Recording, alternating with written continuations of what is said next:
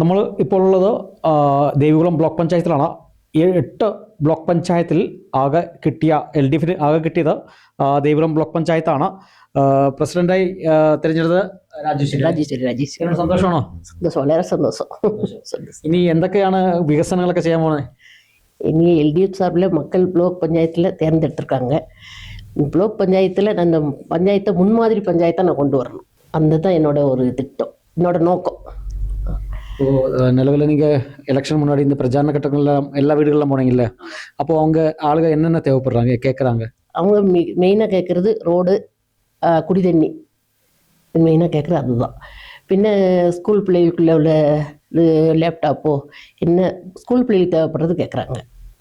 வந்துட்டு குடி தண்ணீர் எல்லாம் குடிதண்ணி மெயினாக குடிதண்ணி ரோடு முக்கியமாக கேட்குறாங்க. அது இல்லாமல் வேற என்ன விகசனம் நம்ம கண் முன்னாடியே இருக்கு?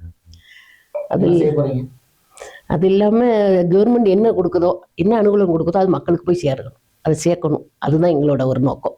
மக்கள் பிரதிநிதியே எங்களை தேர்ந்தெடுத்திருக்கிறதுனால நாங்கள் மக்கள் பிரதிநிதி தான்.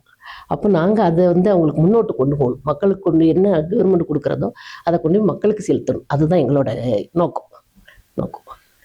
കൃത്യമായ ഒരു വികസന കാഴ്ചപ്പാടോടെ ജനങ്ങൾക്ക് എന്തെല്ലാം എത്തിക്കണമോ അതെല്ലാം കൃത്യമായി എത്തിക്കും എന്നാണ് രാജശ്രീ വ്യക്തമാക്കിയിരിക്കുന്നത്. ഏതായാലും എല്ലാവിധ ആശംസകളും നേർന്നുകൊള്ളുന്നു. ക്യാമറമാൻ AP രാജയ്ക്കൊപ്പം ബിനീഷ് ആന്റണി, കേരള വിഷൻ ന്യൂസ്, ഇടുക്കി.